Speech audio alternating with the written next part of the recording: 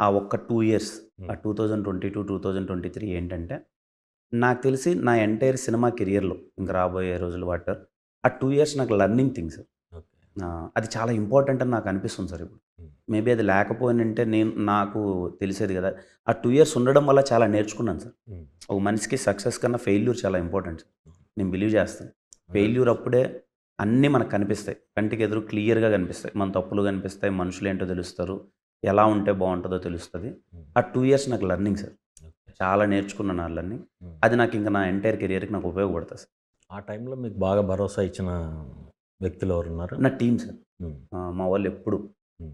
నాతో పాటు అందరూ ఇప్పుడు మా మేకప్ చీఫ్ ఉండే మేకప్ మ్యాన్ రామకృష్ణ గారి దగ్గర నుంచి మా మా మాతో పాటు ఇంకా అసిస్టెంట్స్ అనాలో తమ్ముళ్ళనో తెలీదు వీళ్ళందరూ. హ్మ్. మన్ని, ప్రదీప్ ఇంకా అందరూ చావన్ బ్రో ఉన్నాడు నాకు. చావన్ హ్మ్. బ్రో గాని ఈళ్ళు అండ్ ఎంటైర్ మా టీమ్ మొత్తం ఒక 15 మంది ఉన్నారు సార్. ఏ హ్మ్. రోజు అప్పటి నుంచి ఇప్పటి వరకు వాళ్ళు అలాగే ఉన్నారు. హ్మ్. నాకు హిట్ వచ్చినా, ఫ్లాప్ వచ్చినా హ్మ్. యాస్ ఎ పర్సన్‌గా నన్ను నమ్మి హ్మ్. మేమందరం ట్రావెల్ అవుతున్నాం. హ్మ్. అది వెరీ హ్యాపీ థింగ్ సార్. నాకు ఏ రోజు ఆ లోటు లేదు. హ్మ్. పనంతా చూసుకోనో, లేపోతే ఆఫీస్‌లో సాయంత్రం సరదాగా అలా 10 నిమిషాలు కూర్చుంటే, హ్మ్. ఏంటి ఇప్పుడు నేను లోలో ఉన్నానా అన్న ఫీలింగ్ ఎప్పుడు లేదు సార్. హ్మ్. సక్సెస్ వచ్చినప్పుడు కూడా లేదు. హ్మ్. ఏ రోజు పెద్ద హిట్ పడినప్పుడు కూడా ఇప్పుడేం హిట్ కొట్టేసామా అన్న వైబు లేదు. ఫ్లాప్ పడినప్పుడు ఫ్లాప్ అన్నది ఏమీ లేదు.